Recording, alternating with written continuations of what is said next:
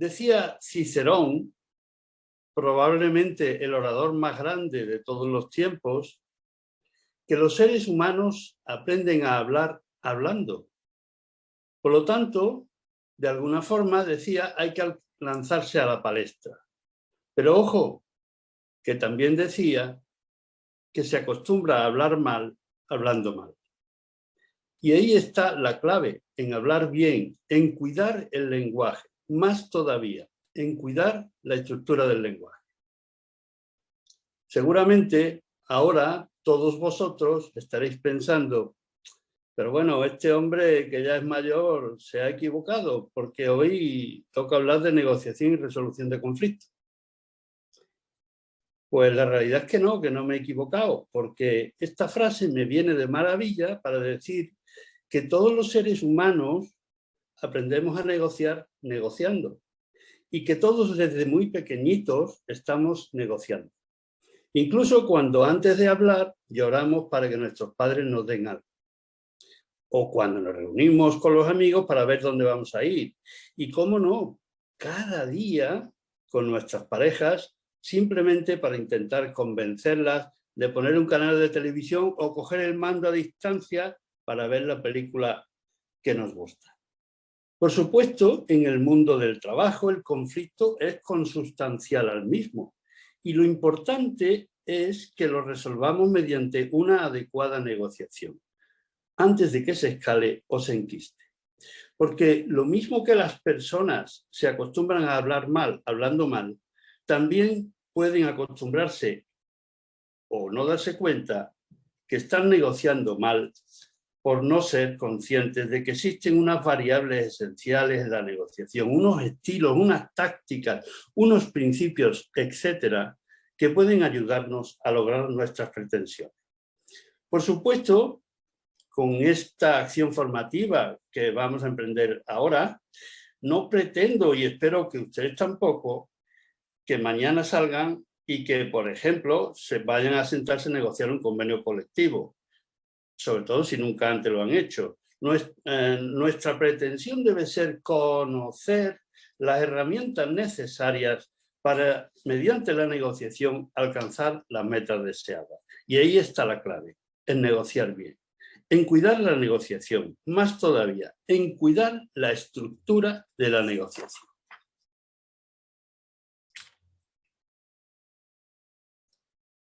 Voy a minimizar aquí una cosilla para que yo pueda ver bien. Esto es, ahora. La negociación se define como el proceso donde las partes buscan descubrir una base común y alcanzar un acuerdo para solucionar un caso de mutua preocupación o resolver un conflicto. También se define como el arte de ampliar posibilidades. Bueno, no sé por qué no me pasa ahora la... espero que sea ahora. Bien.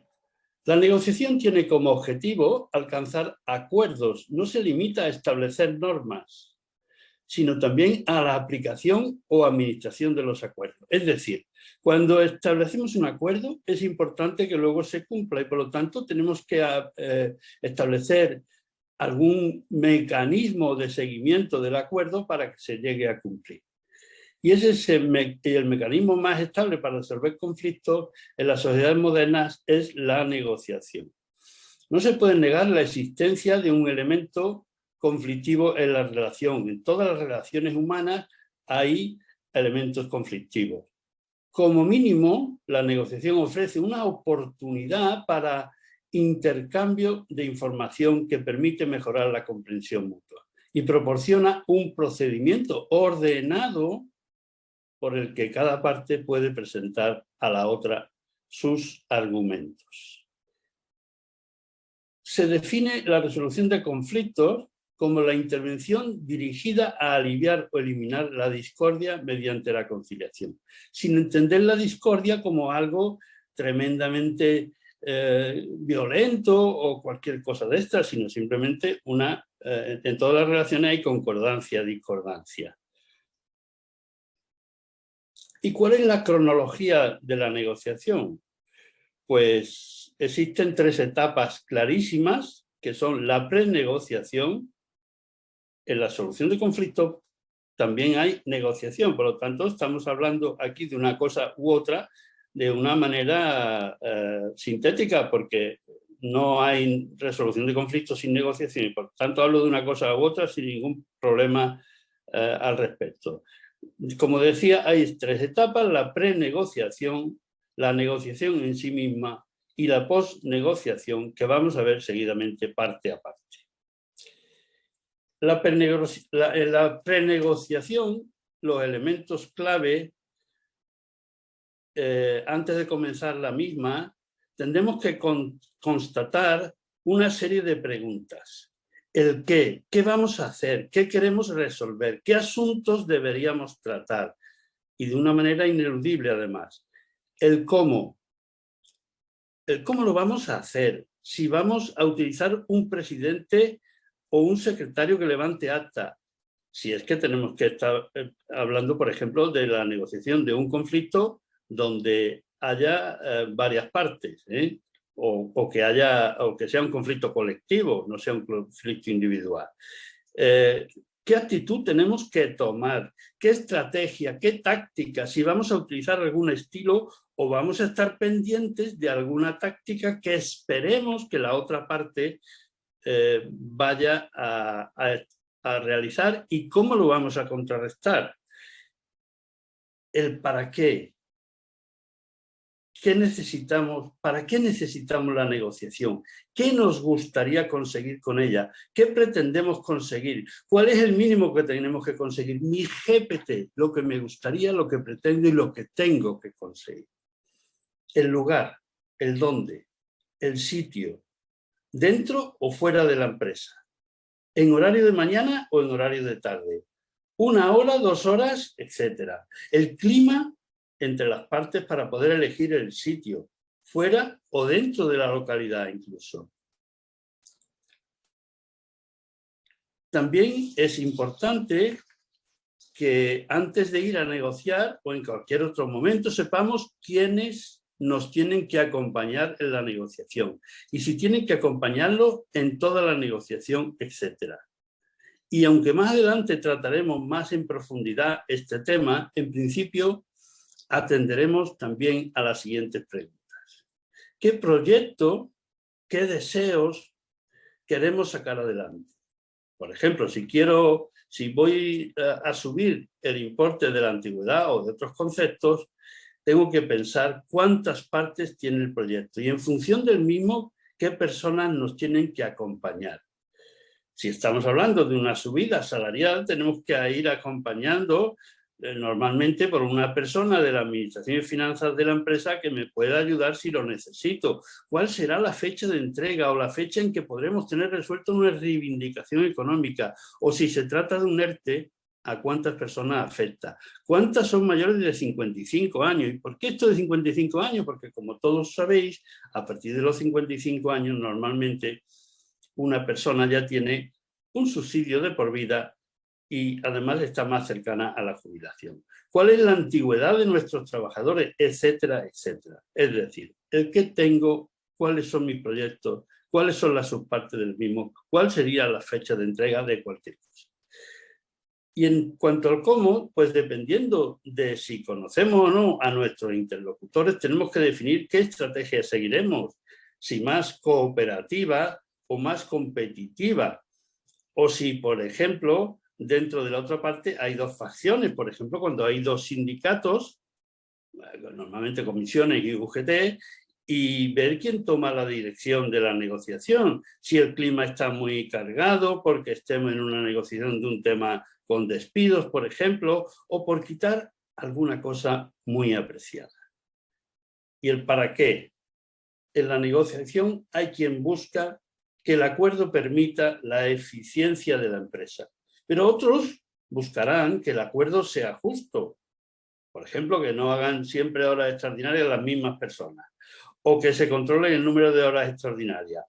En definitiva, cada uno tiene una razón, un para qué acude a la mesa de negociación.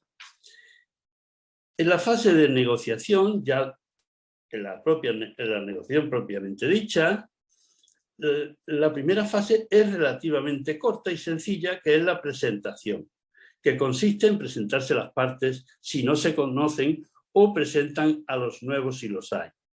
Esto depende de puede ser muy rápido o puede ser algo lento, porque imaginaros un convenio colectivo de ámbito sectorial, donde yo, por ejemplo, he negociado algunos de ellos, entre el más importante, el convenio sectorial nacional de vidrio y cerámica, extractivas, vidrio y cerámica, donde hay componentes sindicales y patronales de todos esos sectores, porque, como comprenderéis, no es lo mismo el vidrio, por ejemplo, el vidrio plano que el vidrio de mesa, no es lo mismo el vidrio que se pone en las ventanas que el vidrio que se utiliza para hacer vasos o lo que sea, o jarras, o no es lo mismo la porcelana de que se hacen figuritas que la porcelana sanitaria donde yo he trabajado.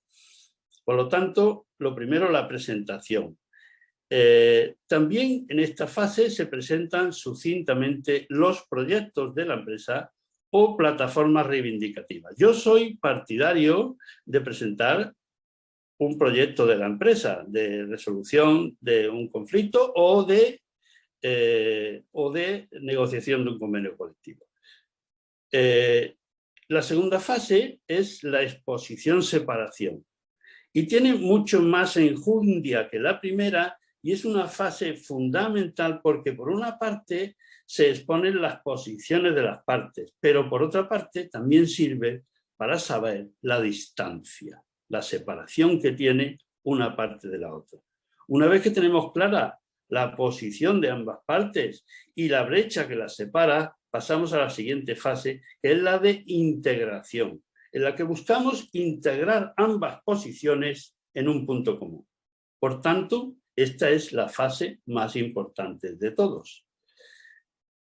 Tras la integración, negociación de los puntos en común, llega la cuarta fase, el cierre, el acuerdo. Es la parte más difícil. La otra es la más importante, pero esta es la más difícil.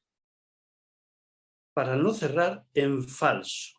Y por tanto tenemos que tener claro que el acuerdo ya es posible y lo vamos a cerrar. Lo ideal de ello es que cuando tengamos la sensación de que ya está cerrado, hagamos una T con un resumen de las propuestas de ambas partes y su integración en el acuerdo. Lo de la T lo explicaré porque lo voy a decir alguna que otra vez. Lo explicaré más adelante. En la posnegociación se incluye, en primer lugar, el cómo vamos a darle forma al acuerdo. Verbalmente o por escrito, porque puede ser un conflicto individual o puede ser un conflicto colectivo. Normalmente los conflictos colectivos se ponen por escrito, pero también puede ser un acuerdo verbal. Y el acuerdo verbal tiene tanta validez para los interlocutores como el acuerdo escrito, porque en las relaciones normalmente de trabajo, pues el acuerdo verbal es fundamental, porque los interlocutores se conocen y se conocen profundamente. No así cuando tú cuando tú tienes un conflicto, por ejemplo, matrimonial, con lo cual este caso sí que tiene que hacerse por escrito, sí o sí. También habrá de establecerse la fecha de caducidad y revisión del acuerdo, así como un sistema de monitorización o seguimiento para comprobar que las partes están cumpliendo lo acordado. Lo ideal es establecer una comisión de seguimiento de carácter paritario. 2 personas de una parte y 2 personas de otra, 3 personas de una parte o 3 personas de otra. Como metamos mucha gente, la hemos fastidiado, porque en realidad estas cosas y la negociación, contra menos gente haya, más claro se hace. De hecho, a veces, cuando estamos negociando un convenio colectivo, se hacen reuniones privadas, digamos, fuera de la mesa. No, cuando digo fuera de la mesa, no lo digo a espaldas de la mesa, sino fuera de la mesa, con una comisión de 2 y 2 y 2 representantes de la empresa, 2 de cada sindicato y 2 representantes de la empresa, para poder dar solución al acuerdo, porque entre todos es muy complicado a veces. Y por último, habrá que considerar las acciones siguientes, o sea, a partir de aquí tendremos que empezar a trabajar el acuerdo, es decir, empezar a llevar a cabo las acciones necesarias para dar el cumplimiento a lo acordado. En primer lugar, en las situaciones conflictivas hay que poner de relieve que la palabra conflicto, como he dicho al principio, hay que entenderla en un sentido amplio y no tiene por qué ser solo una situación de discusión airada, ni tampoco tiene que ser una situación muy formal entre dos partes individuales o colectivas. Situaciones conflictivas se dan en nuestro día a día, pero también en el mundo de la empresa.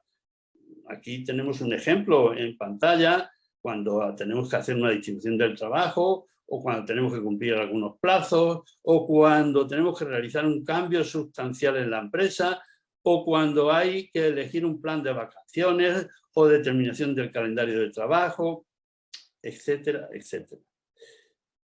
Y voy a poner un ejemplo que nos va a servir de guía a lo largo de algunas que otras diapositivas. Por ejemplo, si dos trabajadores, voy a poner un ejemplo de mi empresa, porque es lo que yo puedo explicar bien y lo que creo que ustedes me van a entender bien. Digo, por ejemplo, si vamos a poner en práctica la fabricación de un nuevo inodoro que lleva integrada la cisterna con su consiguiente peso y dificultad, seguro que durante el periodo de prueba discutirán y darán lugar a situaciones conflictivas a los trabajadores.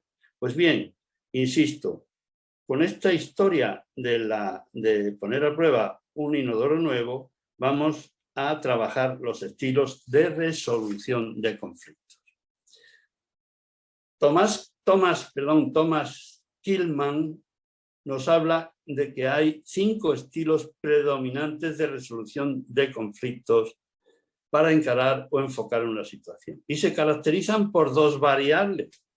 La asertividad, como vemos aquí, un estilo es menos asertivo y otro es más asertivo, y la cooperación o grado de cooperación con la otra persona, y si estoy mirando por ella, y el grado, insisto, de asertividad, que ya sabéis que es la capacidad de expresar las opiniones, los sentimientos, las actitudes y los deseos para reclamar nuestros propios derechos.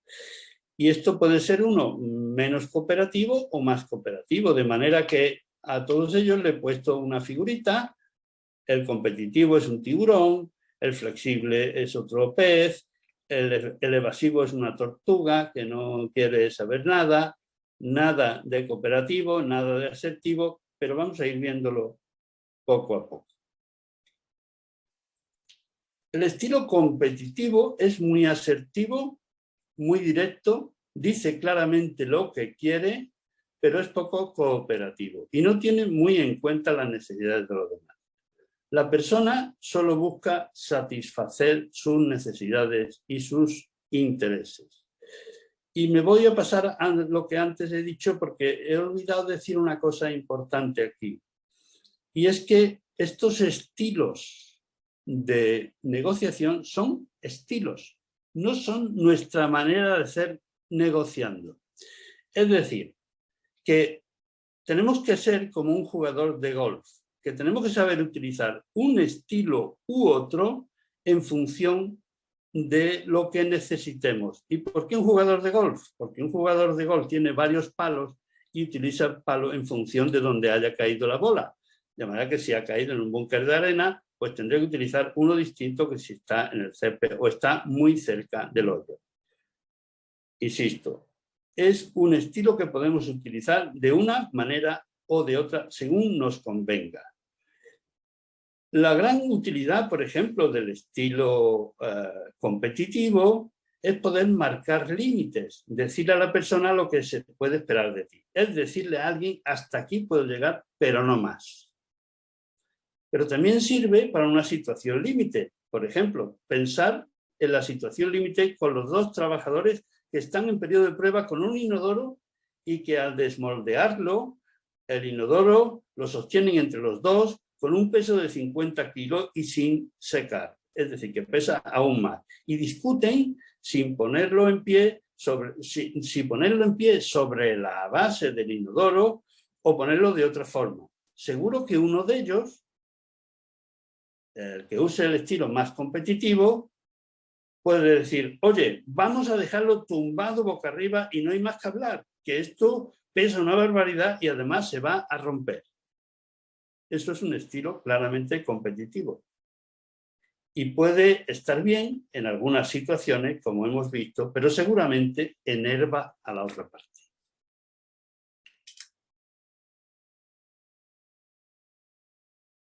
En un ambiente de trabajo en equipo, como es el caso del ejemplo que venimos siguiendo con los dos trabajadores, hay que intentar encontrar un estilo más colaborativo que, además de ser asertivo, claro, directo, es también muy cooperativo y busca, además de satisfacer nuestros intereses, mirar por los de los demás. Viene muy bien como utilidad para buscar soluciones creativas y conjuntas. En el ejemplo que seguimos, antes de tomar en peso el inodoro, lo lógico hubiera sido preguntar al compañero, oye, ¿cómo te parece que cojamos la pieza para que no se vaya a derrumbar al ponerla en la pasarela y no la tengamos mucho tiempo en peso? ¿Crees que es mejor tumbada o de pie para poder trabajarla mejor en seco? Eso sería lo lógico. Y este sería el estilo colaborativo. El estilo flexible es asertivo, aunque no del todo. Y también es cooperativo, aunque no del todo. Estamos en un punto intermedio. Se busca encontrar una solución más rápida y mínimamente aceptable para todos. En el ejemplo que seguimos, por ejemplo, se puede decir, venga, vale, tú crees que es mejor dejar el inodoro tumbado y yo opino que es mejor de pie. Pues si te parece, vamos a dejarlo hoy tumbado y mañana probaremos cómo lo propongo yo, es decir, tumbado. Y para eso estamos en un periodo de prueba. Este sería el flexible, que como veis está a mitad entre la asertividad y la cooperación. El estilo evasivo, la persona no quiere encontrar realmente una solución. No la quiere encontrar por la razón que sea, y habrá una razón probablemente, ni para sí ni para otras personas. Se pone su caparazón de tortuga y no le importa alcanzar un acuerdo. Puede ser útil para posponer intencionadamente la resolución de un conflicto, porque en ese momento no nos interese, para obtener más información antes de negociar o para simplemente cuando se trata de asuntos a los que uno no quiere entrar. La frase más común en este estilo es me da igual, me da igual. Y en el ejemplo que hemos venido desarrollando, uno de los dos trabajadores puede adoptar el siguiente discurso. Me da igual cómo pongamos la pieza, yo no estoy aquí para pensar. Yo soy un mandado y no voy a entrar en el tema, tanto para evitar el conflicto, si no está de acuerdo con su compañero, o para posponerlo. Y por último, el estilo complaciente, que sirve para mostrar generosidad, pero sobre todo para crear deudas morales. Es decir, que el otro tenga la sensación de que tiene una deuda con nosotros. Y lo que más se utiliza para crear relaciones de futuro. Las relaciones que normalmente se dan en las empresas o en las organizaciones, que son relaciones de futuro, no son relaciones como cuando vendo un coche de segunda mano, que yo normalmente no vuelvo a ver más en esa persona y que lo puedo engañar, pero no puedo engañar a una persona que lo estoy viendo día a día, ni debo engañarla, por supuesto, porque,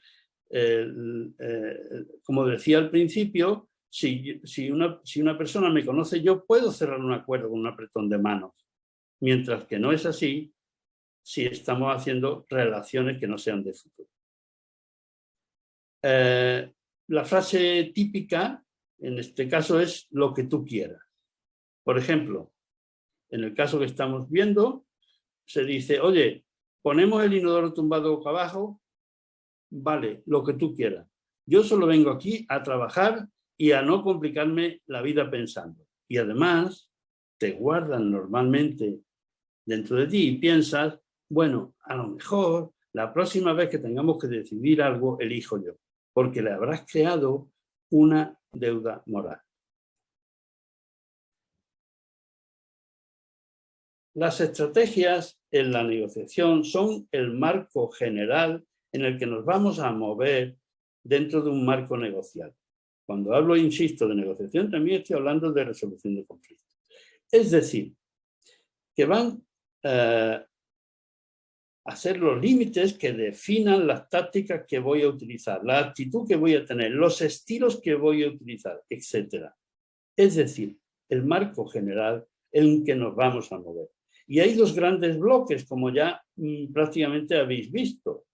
Una es la estrategia competitiva y la otra es la cooperativa, cuyos rasgos principales son: la estrategia competitiva parte de las posiciones, es decir, que yo estoy en un lado y la otra parte está en otra posición enfrentada y tenemos que buscar un punto entre medias y, si es posible, lo más cercano a mi posición.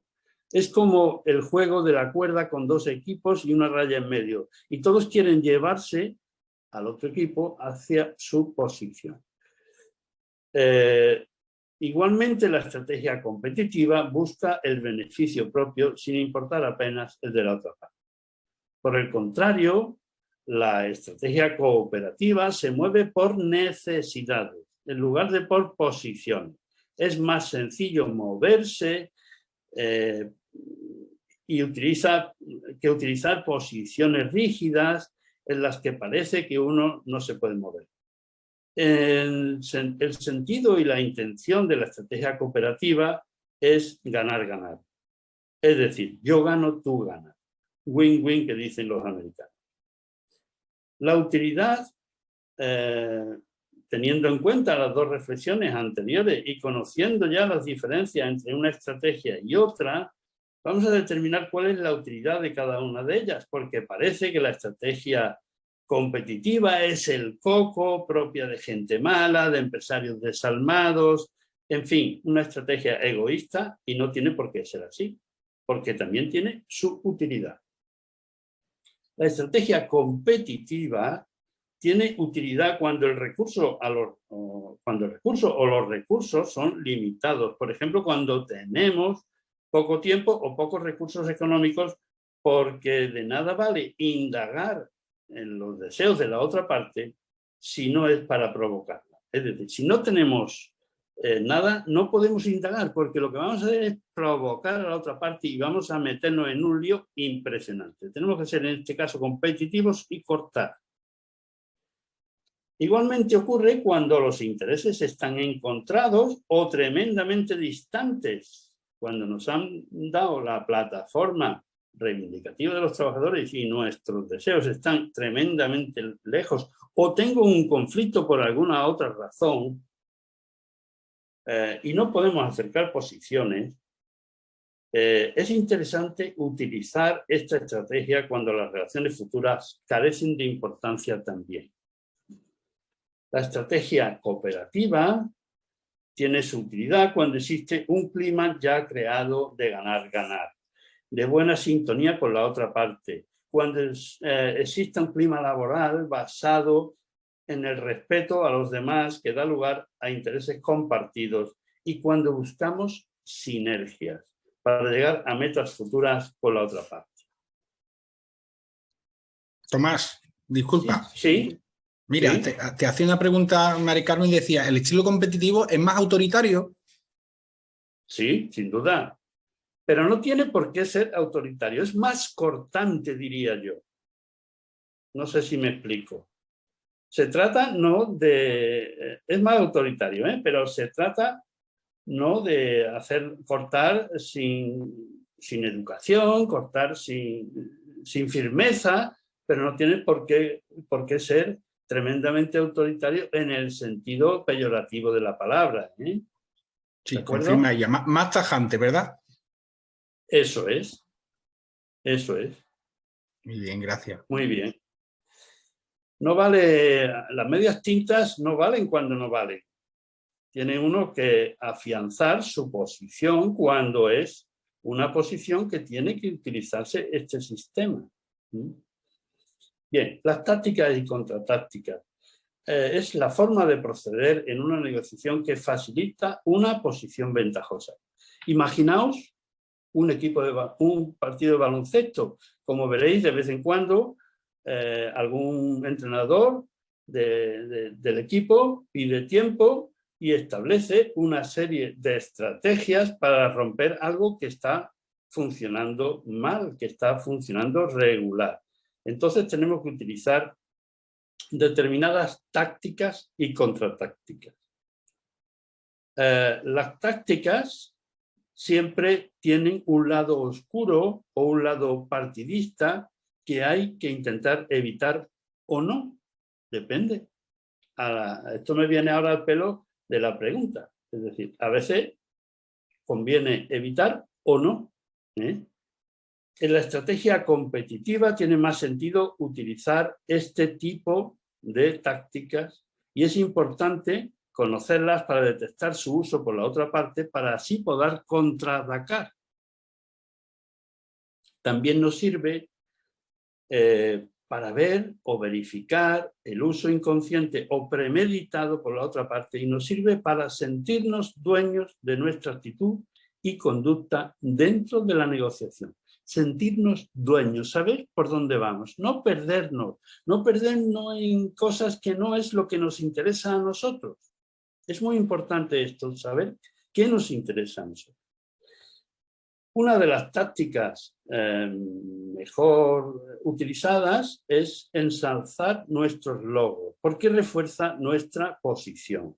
Así, por ejemplo, si tenemos una posición importante con respecto a una oferta empresarial, por ejemplo, puedo decir, no podemos subir más los salarios, pero ofrecemos en este momento una importante estabilidad contractual porque estamos dispuestos a establecer un porcentaje máximo de eventualidad del 10% frente al 25% que hay en el Estado.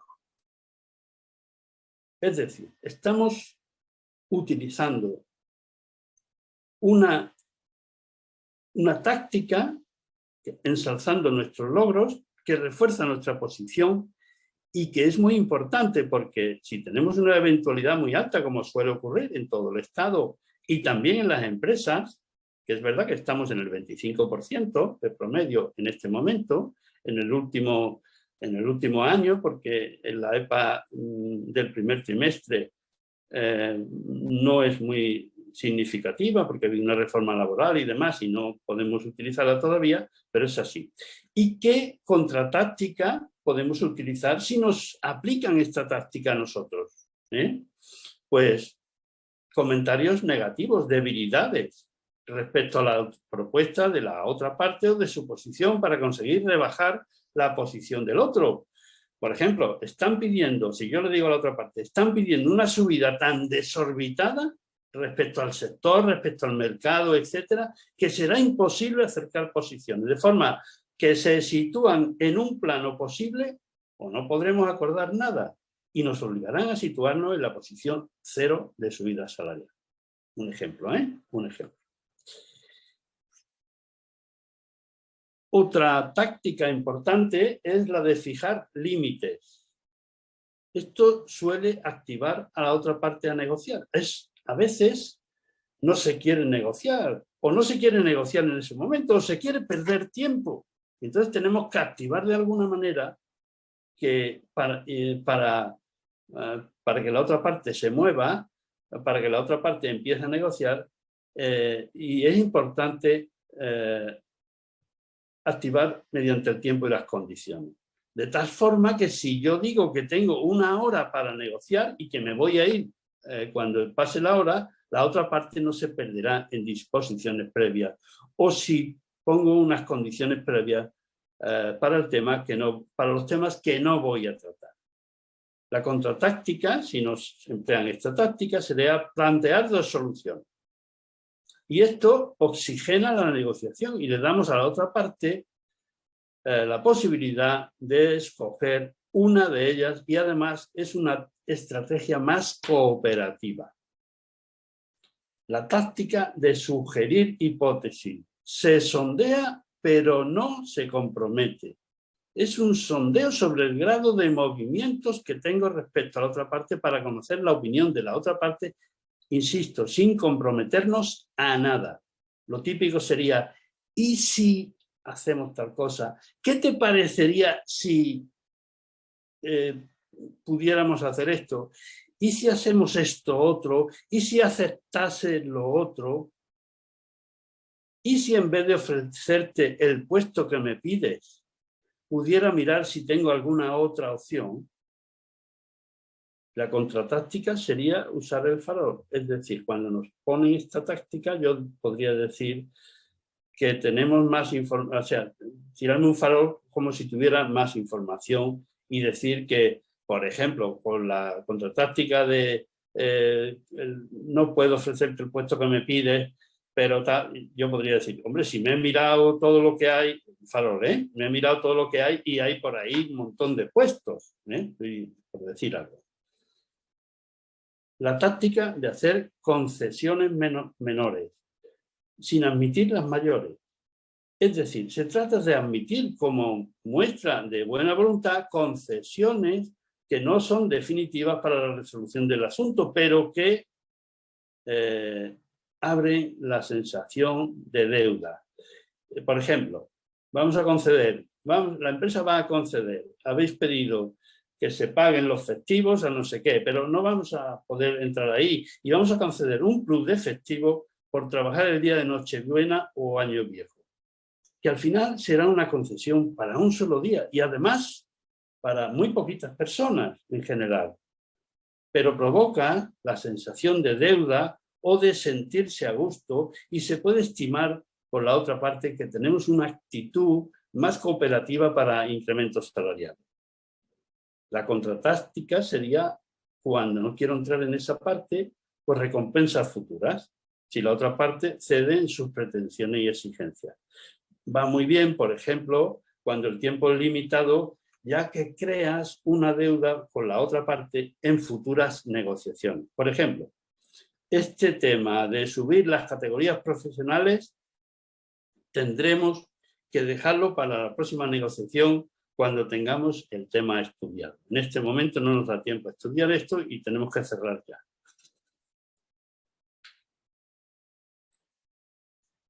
Y para mí, esta es la táctica más importante, la de resumir las posiciones con frecuencia. Perdón. Muy importante, sobre todo, si se conecta con ensalzar lo ofrecido como logros de la otra parte. Clarifica el estado de la negociación. Debemos hacer un resumen y mediante una T, insisto lo de la T, establecer el punto en el que nos encontramos y dónde debe centrarse el resto de la negociación. Da sensación de logro y avance. Recuerda los compromisos que hemos adquirido hasta el momento y debemos recapitular y afianzar nuestro posicionamiento y nos permite dirigir nuestra posición al punto que más nos interesa. Y ahora vamos a ver en un momento el esquema de una negociación. Y lo vamos a ver en dos diapositivas. A ver, un momento. Eso es, 2 diapositivas. Que son la misma, porque sigue, como veis, aquí al final sigue. Bien. ¿Qué es esto del MAPAN? Pues el MAPAN es mi mejor alternativa posible a un acuerdo negociado. También conocido como BATNA, que es un acrónimo en inglés. Y es el término acuñado por el proyecto Harvard de negociación. LOP es la otra parte y NUP es nuestra parte. Cuando nosotros tenemos un problema que tenemos que solucionar, o un convenio, o un conflicto, lo primero que tengo que hacer es analizar la situación y saber si voy a negociar o no voy a negociar. Porque a veces no interesa negociar. A veces no interesa negociar. ¿Por qué? Porque no tenga nada que ofrecer, porque no tenga nada que hacer, porque no interesa negociar, porque hay que esperar que madure un poquito las cosas, bueno, por lo que sea. Si no interesa negociar, lo primero que tengo que hacer es salir de la negociación, no entrar en ella siquiera, o salirme, llegado el caso. Si decido que sí tengo que negociar, lo primero que tengo que hacer es planificar la negociación. Primero, obtener la información sobre la otra parte, sobre los negociadores de la otra parte, sobre el entorno. ¿Quién me puede presionar? ¿Qué autoridad me puede presionar? La autoridad laboral o la autoridad que sea. ¿Cómo están las cosas dentro de la empresa? ¿Tengo que salirme fuera o me puedo quedar para este tema en la empresa? ¿Tengo que irme incluso a otra ciudad para poder negociar esto con cierta distancia? ¿O puedo seguir aquí? Os aseguro que nosotros, por ejemplo, la mayoría de las veces nos salíamos de la ciudad donde estaban todos los conflictos. Cuando había un conflicto muy grande, un ERE o un ERTE o lo que fuera, pues normalmente lo hacíamos en Madrid, lejos de Barcelona, lejos de Gavá, que es donde estaban las factorías, lejos de Alcalá de Henares, lejos de Alcalá de Guadaira. Por otro lado, habría que definir las estrategias. ¿Qué objetivos son los que tengo que conseguir? ¿Cómo me puedo aproximar a la otra parte? ¿Qué política de alianza tengo que establecer? ¿Con quién me puedo aliar? ¿A quién tengo que ir a ver? ¿Quiénes son los que mandan en este sindicato y en aquel?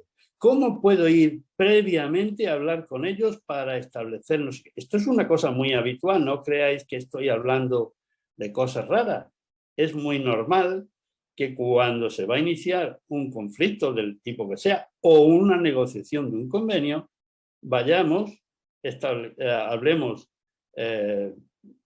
privadamente, lo cual no significa que sea ocultamente, porque enseguida van a dar conocimiento a nuestro comité de empresa o a nuestros representantes de los trabajadores y por lo tanto no tenemos que hacer nada de manera oculta. Lo que sí lo haremos es privadamente y cuando todavía no se sepa nada. Bueno, pues definimos la estrategia. Y una vez que definimos la estrategia, negociamos. Y cuando estamos negociando, tenemos que aplicar nuestras tácticas, como hemos visto, y nuestras capacidades negociadoras, básicamente a base de escuchar, comunicar y persuadir. Y antes del cierre, en el momento de la negociación oportuno, tenemos que cerrar con acuerdo. Ojo con cerrar en falso, insisto en esto. O en su caso, nos salimos porque no somos capaces de llegar a un acuerdo y lo mejor es dejar. Y ya veremos cómo se puede dejar, porque no es fácil dejar una negociación, pero a veces es necesario al máximo dejar una negociación, porque si no, no hay manera. Y a veces hay que activar a la otra parte diciendo me voy y ya no vengo más y dejamos esta negociación porque yo no voy a seguir aquí perdiendo el tiempo. Es una manera de solucionar también los conflictos. Y a veces el acuerdo, fijaos lo que voy a decir, a veces el acuerdo está en el no acuerdo. Vamos a ponernos de acuerdo en que no podemos acordar nada. Y se llegan a estos tipos de acuerdos, aunque os parezca que no.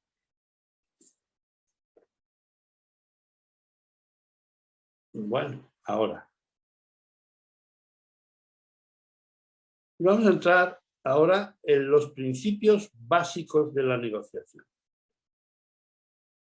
Hay que tener en cuenta que en una negociación el problema, lo que tenemos que negociar, debe ser para cada parte como un faro, hacia el que hay que dirigir toda la atención, no debiendo permitirse que las cuestiones personales, las nuestras y las de nuestros antagonistas, desvíen su atención del objetivo principal, evitando conflictos y confrontaciones inútiles. Sin embargo, no basta con que tengamos clara esta idea. Las personas están ahí y tenemos que tratar con ellas tal como son, reconociendo sus intereses, sus ambiciones y sus temores, y procurar cambiar sus percepciones, apaciguarlas, tranquilizarlas y persuadirlas para alcanzar nuestro objetivo, y para ello tenemos que ayudarlas a conseguir el suyo en el proceso de intercambio.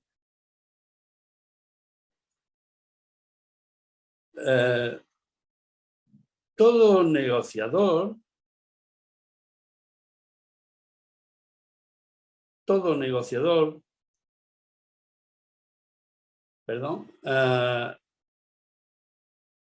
hemos separado a las personas y decía que todo negociador como tal tiene 3 niveles de intereses, sea de una parte o sea de otra. Los intereses del grupo al que pertenece, y puede suceder que no esté de acuerdo con ellos, al menos totalmente, por lo que consciente o inconscientemente puede dificultar su logro. Es muy importante que nuestros intereses o los intereses del grupo intentemos o centrarnos en ellos, aunque no estemos de acuerdo, porque a veces yo he tenido que negociar cosas que no estaba de acuerdo porque la empresa me imponía negociar cosas, pero tengo que tener claro que aunque no me gustara, ese era mi objetivo. Por otro lado están los intereses personales. Su situación personal puede resultar afectada por el resultado de la negociación. Y luego están sus relaciones.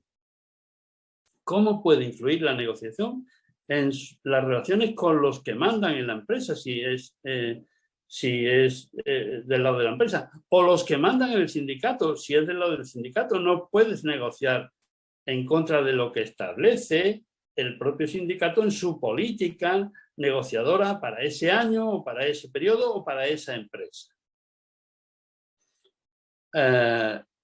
¿Cómo puede influir la negociación en sus relaciones con la otra parte? Tener en cuenta que vamos a tener una relación permanente y por lo tanto tenemos que cuidar esto también. No podemos dedicarnos a decirle a la otra parte de todo.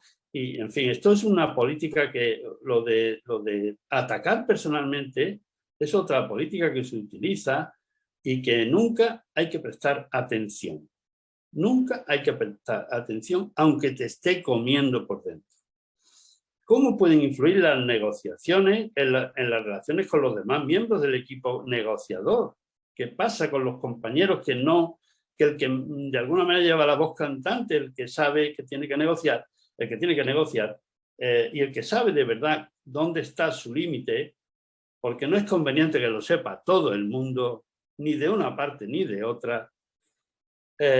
Entonces es importante también saber cómo va a afectar a los demás miembros del equipo. ¿Cuáles son sus relaciones con los miembros del equipo de la otra parte? Hay que concentrarse en los intereses y no en las posiciones, porque las posiciones pueden bloquear las negociaciones, esconder nuestros propios intereses y ser el origen de una pugna de voluntades en la que nadie quiere ceder y las partes se convierten en esclavos de posiciones adoptadas, olvidando cuál es su verdadero interés inicial.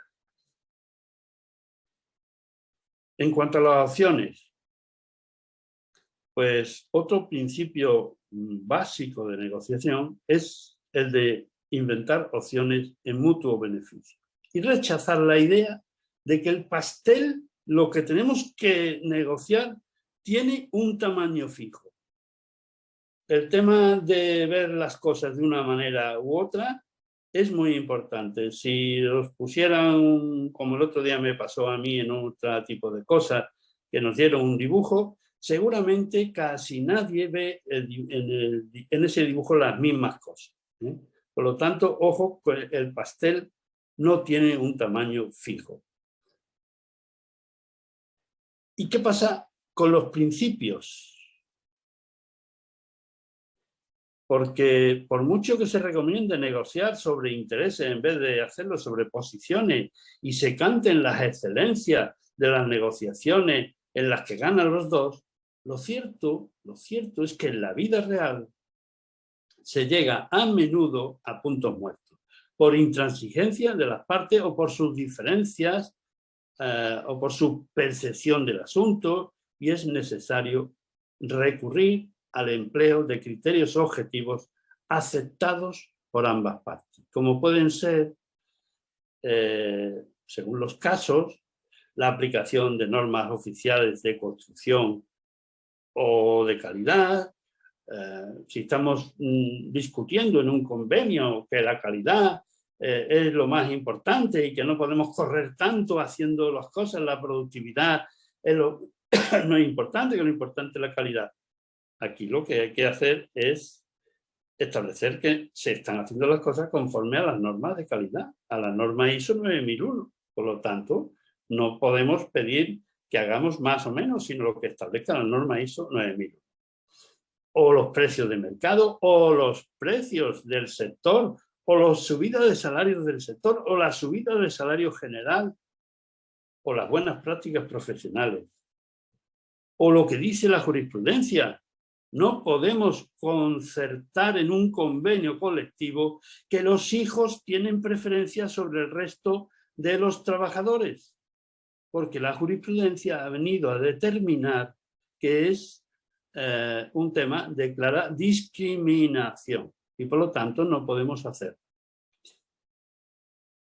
Los principios éticos también tienen que actuar, o la actuación de un árbitro o un mediador acordado por las partes.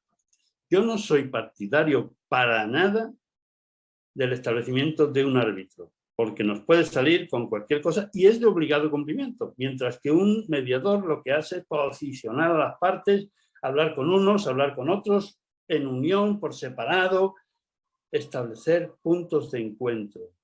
Establecer puntos de encuentro.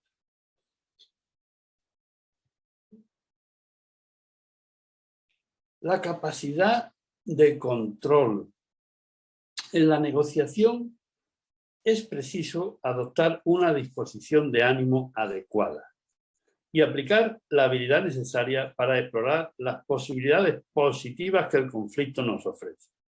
Y hacer esto desde el respeto a la otra parte y su cultura y sus valores. Su cultura y sus valores, que pueden diferir de los nuestros, pero que hay que tenerlo en cuenta, como puede ser el caso de un conflicto laboral o un conflicto de pareja. En la capacidad de control, en el análisis de la situación, es provechoso contemplar cuáles son los peligros de una escalada y cuáles los sistemas para evitarla. Es decir, tenemos que estar pendientes de que no salga ese león que todos llevamos dentro y nos pongamos allí a hablar mal de todo el mundo, a decir barbaridades. Ese león hay que dejarlo dentro. O al menos hay que intentar que salga solo cuando nosotros queramos que salga, no en cualquier momento. Por lo tanto, capacidad de control. Y esto es necesario cuando las relaciones que tenemos que mantener tienen que ser estables. La capacidad de control puede ser fundamental en las ocasiones en las que exista una gran carga emocional, como puede ser el caso de una negociación familiar por cuestiones de herencia o una separación matrimonial.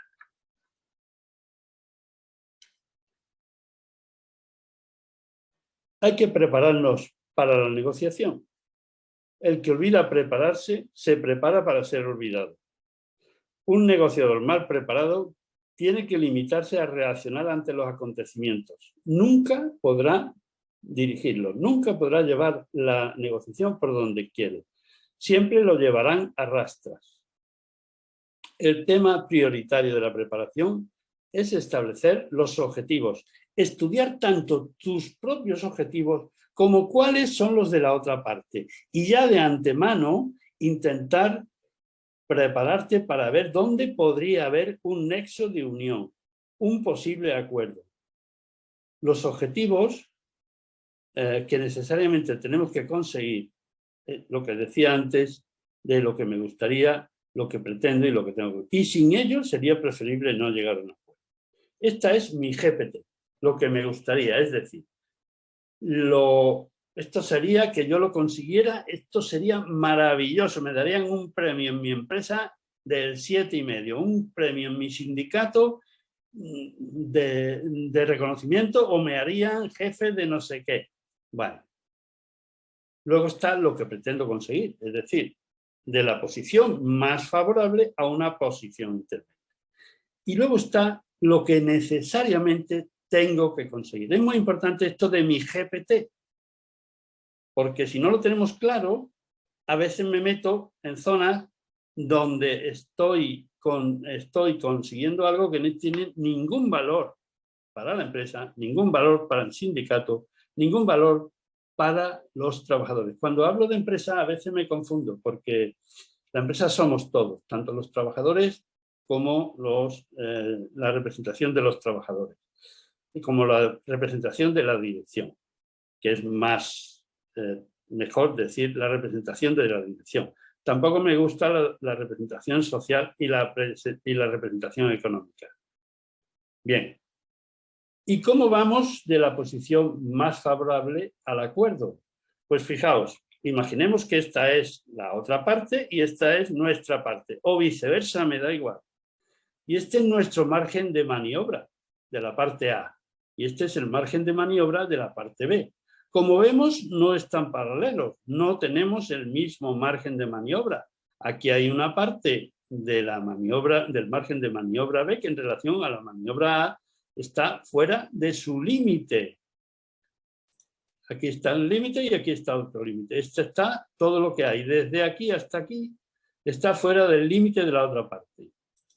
Y todo lo que hay desde aquí hasta aquí está fuera del límite de la otra parte. Por lo tanto, yo donde tengo una posibilidad de negociación es en la zona común. Siempre que esté fuera de mi margen, no puedo llegar a un acuerdo. Imaginemos una situación como la de ahora, donde tenemos unos incrementos del IPC en torno al 9, 8 y pico, 9%. Es muy difícil hoy día pactar una subida del IPC real, sin saber además cómo va a ser la situación que sobreviene. O pongámonos en la otra parte. Resulta que teníamos establecido para este año un 2% de subida y se nos ha plantado en el 9%. Yo tengo que pedir eso, pero estará fuera del margen de maniobra de la otra parte, estará fuera, perdón, del límite del margen de maniobra de una parte de otra. Pues estas son las posiciones más favorables. Esta es la posición más favorable de uno y esta es la posición más favorable de otro. Como comprenderéis, no podemos llegar a la posición más favorable, a lo que me gustaría. Tengo que hacer un acuerdo dentro de lo que pretendo o de lo que tengo que conseguir, no de lo que me gustaría, porque está fuera del margen de maniobra de ambas partes.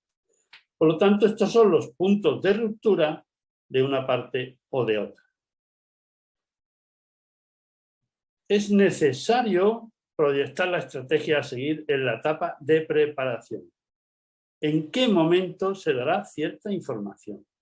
¿Qué tipo de información no debe ser desvelada? Parece que esto estoy hablando, pues sí, hay información que no tengo que desvelar. ¿Qué argumentos utilizaremos y cómo los presentaremos? ¿Qué argumentos creemos que utilizará la otra parte y cómo lo vamos a rebatir? Lo que hemos dicho al principio, las tácticas y las contratácticas. ¿Qué táctica de negociación podremos utilizar? ¿Nos interesa proponer nosotros primero o forzar a que sea la otra parte, etcétera? Una estrategia, lo que sí está claro, es que no debe resultar excesivamente rígida. Tengo que saber moverme por las estrategias para no seguir un esquema, como también dije al principio. Oiga, váyase usted allí, siéntese y diga esto. Eso no puede ser. Tengo que ser menos rígido. Hay 3 variables esenciales a la hora de negociar: el poder, el tiempo y la información. El poder es la capacidad de influir sobre las decisiones de la otra parte. Al planificar una negociación, una de las cosas más esenciales es averiguar cuál es nuestro poder negociador y también cuál es el de la otra parte sobre nosotros. Y existen dos grandes clases de poder. Poder sobre y poder para. El poder sobre es el que por alguna razón, autoridad, conocimiento, posición, información, se puede ejercer sobre personas, organizaciones, audiencias, medios de comunicación, aliados, parientes, etc. Y el poder para es el que se puede ejercer para construir, que es la capacidad para satisfacer los intereses o necesidades de la otra parte. Obstruir o destruir, mejor obstruir que destruir, es la capacidad para bloquear la consecución de los deseos de la otra parte. Abandonar, se tiene que tener claro si podemos abandonar la negociación. Convencer. Este poder procede de nuestra fuerza de voluntad, nuestra confianza, las habilidades y conocimientos que tenemos. Es lo que podríamos llamar realmente el arte de negociar. El arte de negociar. La capacidad que tenemos, el poder que tenemos para convencer. Imponer, lo que preguntaba por ahí antes alguien, que es el que proporciona la fuerza de cómo puede ser el caso de las negociaciones con alguien que ostente un poder extraño, como puede ser, pero no lo que se refería esta persona que preguntaba, sino, por ejemplo, cuando negociamos con un monopolio, con el Estado, con la autonomía, con el ayuntamiento, una gran compañía, sindicatos muy potentes, los suegros, los profesores, la policía, pues todo esto tienen capacidad de imposición. Premiar, la capacidad de premiar a la otra parte concediéndole lo deseado. Castigar, lo contrario, si la otra parte no se aviene a nuestros deseos. Educar a la otra parte para que elimine sus carencias, mejore sus capacidades de comprensión y escuche, mujer. A veces se monta un grigay porque no hay un líder claro en la otra parte que hace que todo el mundo intervenga, que todo el mundo... Y se forma un lío que es imposible seguir negociando. Por lo tanto, esto es muy importante. Ocultar, si tenemos que ocultar algo. Por ejemplo, información. Resistir. Actuar con legitimidad. Fijaos, esto de la legitimidad es muy importante. Los representantes de los trabajadores siempre querían que fuera yo o fuera otro representante de la empresa o fuéramos los representantes de la empresa los que estuvieran enfrente de la mesa. En una ocasión, la dirección de la empresa, la dirección máxima de la empresa, decidió que había un tema muy complicado, que tenía que entrar un apoderado con poder notarial externo a la empresa para poder establecer aquello. No hubo manera hasta que no fuimos los negociadores de la empresa a resolver el conflicto. Por lo tanto, es muy importante actuar con legitimidad, aconsejar, disponer de aliados, que puede ser la mayor fuente de poder. Como he dicho antes, nos tenemos que ir a hablar con los sindicatos. En los sindicatos hay alguien que sabe siempre centrar la localidad de los deseos de algunos sindicatos, o en la empresa, o sobre todo en los convenios sectoriales, hay alguien que tiene que decirle a algunos representantes de la empresa, de las empresas, perdón, en este caso sí está bien dicho lo de las empresas, tiene que decirle, oye, eso no podemos hacerlo, tenemos que hacer una cosa para todos, etcétera, etcétera, etcétera. El tiempo, hemos dicho que juega un papel fundamental en la negociación. Y si no lo hemos dicho, es de lo más importante que hay en la negociación. Aquella parte que sepa administrar mejor los tiempos, sin dejarse presionar por a cualquier límite cercano o no, que adquiere una mejor posición negocial. Y es fundamental establecer un timing de trabajo cuando comencemos a negociar. ¿Qué día vamos a hacerlo? ¿Qué días de la semana? ¿Cuántas horas? Si es conveniente dejar una semana en blanco de vez en cuando o no para reunir, para hablar de posiciones concretas y reunir nuestros logros, etc. En situaciones complejas, el tiempo es un aliado, ya que con su transcurrir se van bajando las emociones presentes. Y esto puede significar un cambio de posición en la otra parte. Hemos dicho antes, cuando hemos visto un esquema de la negociación, hemos dicho antes que a veces interesaba no negociar. Cuando tenemos que bajar las emociones presentes, es conveniente no empezar a negociar pronto. Hay que decir que no nos vamos a sentar a negociar.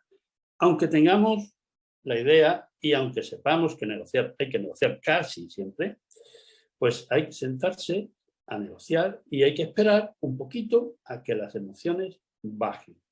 Y tengo un montón de ejemplos al respecto, pero que si me da tiempo los contaré porque es un poco largo lo que estoy preparando, lo que he preparado.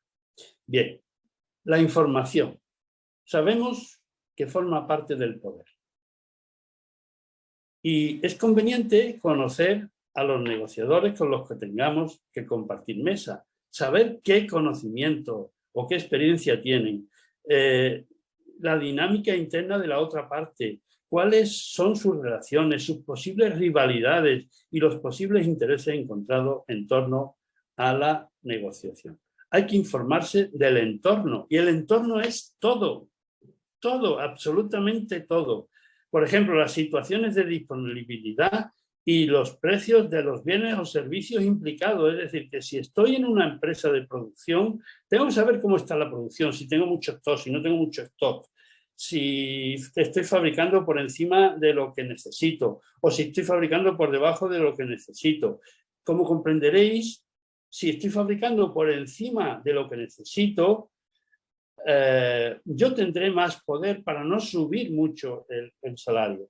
Pero si estoy fabricando, al revés, si estoy fabricando por debajo de lo que necesito, yo podré, estoy fabricando por debajo de lo, ahora me he liado, estoy fabricando por debajo de lo que necesito, fabrico, por tanto, si estoy fabricando por debajo de lo que necesito, quiere decir que tengo que fabricar más. Y quiere decir que tengo que emplear a más gente. Y quiere decir que puedo subir los salarios mejor. Por lo tanto, es importante. ¿Cómo está el suministro de materias primas? Si tengo escasez, abundancia. ¿Qué medios de comunicación tengo al lado y cuáles me van a situar mejor o peor? ¿Cuál es el entorno cultural de la ciudad en la que estoy? ¿Cuáles son la situación de la tecnología? Si tengo una tecnología obsoleta, amenazada, innovativa. ¿Cuál es la situación geopolítica? ¿Qué conflictos hay en la zona? ¿Qué régimen político? ¿Qué comunicaciones? ¿Cuál es la estabilidad social que hay? La disponibilidad de mano de obra cualificada, los conflictos laborales, ¿cómo están? ¿Cómo está la inflación que hemos hablado de ella? ¿Cuál es el entorno legislativo, estable o inestable? Claro, barreras a determinadas cosas, condiciones para un eventual arbitraje, influencia de terceros, competidores, grupos de presión, ecologistas radicales, sindicatos, intereses locales, etcétera, etcétera. Es una moneda de cambio la información que se da y se recibe. Y los comportamientos con señales no verbales también son información. La dimensión espacial también es importante, es decir, es importante delimitar el terreno donde va a tener lugar la negociación, que esto ya lo hemos hablado. Un ambiente de trabajo dentro de la normalidad es fundamental para la adaptación y comunidad de las partes en alcanzar un acuerdo. El tamaño y la forma de la mesa, la disposición de los asientos, el número de personas, todo esto influye la asistencia o no de terceros y su colocación en la mesa. Esto es un despacho del Consejo Andaluz de Relaciones Laborales, donde yo he estado en muchas ocasiones. Es una mesa donde normalmente en una parte, en un extremo de la mesa, se coloca el presidente, alejado del portavoz sindical y del otro sindicato. Puede haber 3 sindicatos, que yo negociaba con 3. Comisiones, UGT y la CGT. Aunque procuraba negociar nada más que con 2. Esto también lo digo claro. Y enfrente, justamente enfrente, en la mitad de la mesa, justamente enfrente, para que haya buena comunicación, para que esté más cercana la cosa, está el negociador por parte de la dirección de la empresa. Y hay 2 asesores sindicales que son externos a la empresa, normalmente, que van a asesorar y van a hacer a veces de portavoces, aunque lo que hacen es asesorar, y a veces son bastante necesarios a las partes. Y por parte de la empresa está el observador y el sintetizador. Y además puede que haya un secretario o que el presidente actúe también de secretario, que levante acta de todo lo que se habla, levante acta de todo lo que se diga, levante acta de todo lo que se vaya a acordar. Hay que tener credibilidad y confianza. Son componentes subjetivos y objetivos que definen la capacidad de ser creído. El realismo cotidiano es poco propenso a admitir que puede haber diferentes versiones de un mismo hecho. Esto hay que tenerlo en cuenta. Si hay credibilidad entre las partes, hay confianza, lo que conlleva al logro eficaz de una negociación. Es elemental identificar las necesidades de la otra parte. Bueno, hemos dicho esto ya varias veces. La información y los datos que se ofrezcan deben ser veraces. Si doy un dato, tiene que ser veraz. En otro caso, no tengo que dar ningún dato.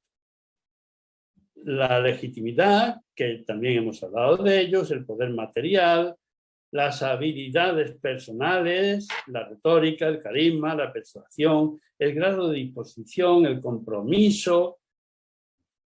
Hay que pensar cuántos y quiénes tienen que estar, quiénes asesores externos vamos a admitir o cuáles no, si va a haber presidente, secretario, quién, cuándo y cómo. Y aquí pongo un ejemplo. Decíamos antes que los aliados son importantes. Este señor sin un pelo soy yo, que estoy en este momento, estaba al lado de la ministra de Trabajo y del ministro de, ¿cómo se llama? El ministro que lleva la policía, digamos, de esto interna. Interior. Bueno, de interior, eso. Pues fundamental que estas personas, si el conflicto se puede escalar, estén al tanto de las cosas. Fundamental. Esto eran del PP, pero no creáis que solamente hay que hacerlo si te tocan los del PP. También el que te toque, tienes que tenerlo, porque tienes que conocerte, porque si no te van a llamar de todas maneras.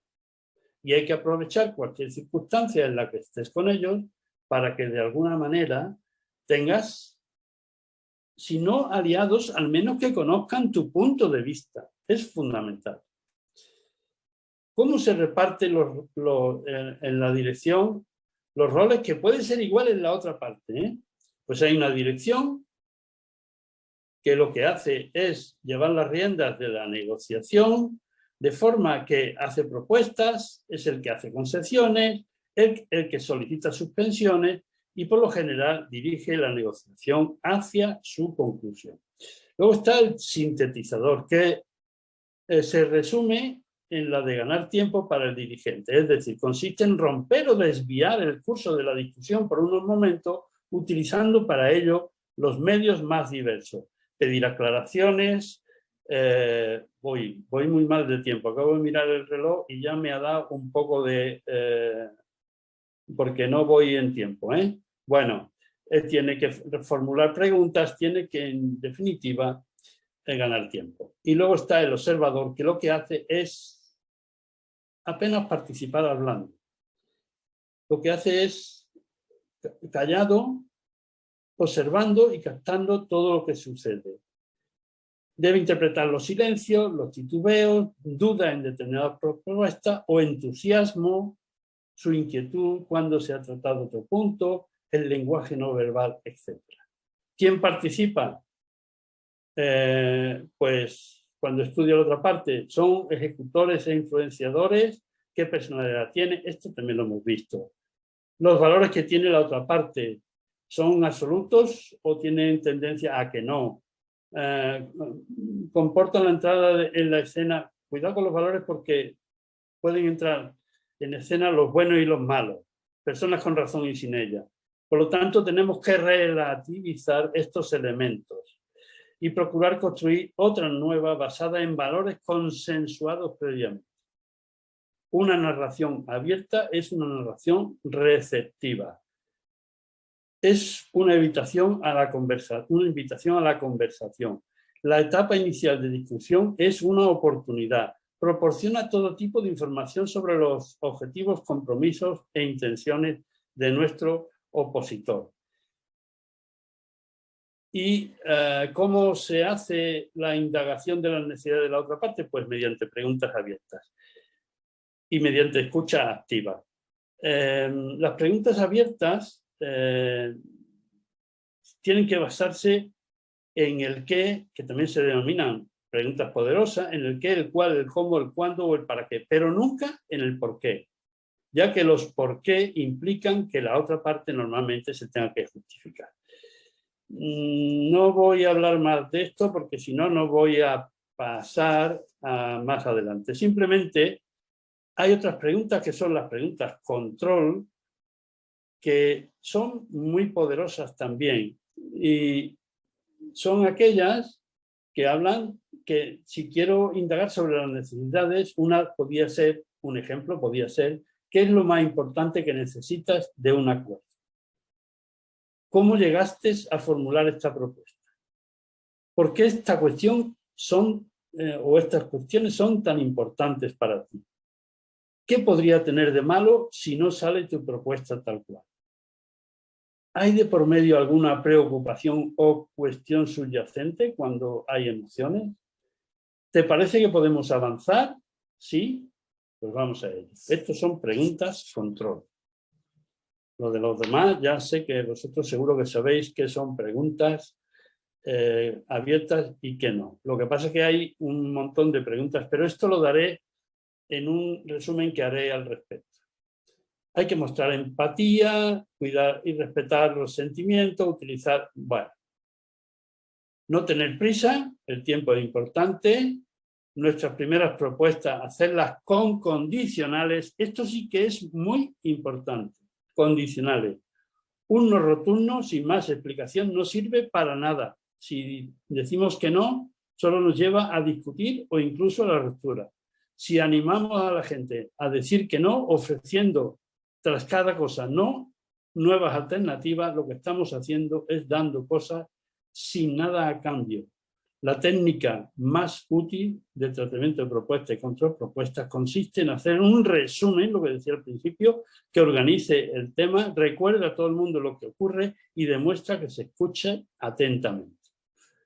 Antes de intercambiar o de hacer una concesión, es necesario plantearse qué valor tiene para mí. Tengo que valorarlo todo.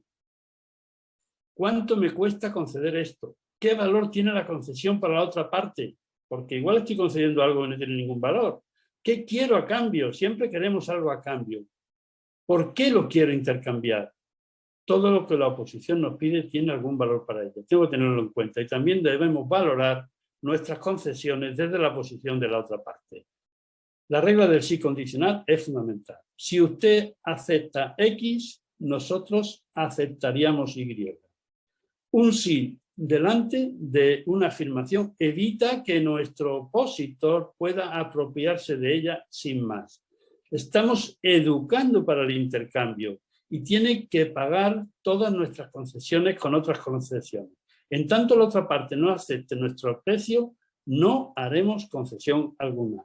Decimos a la otra parte que tiene que moverse para conseguir que nosotros hagamos algo a su favor.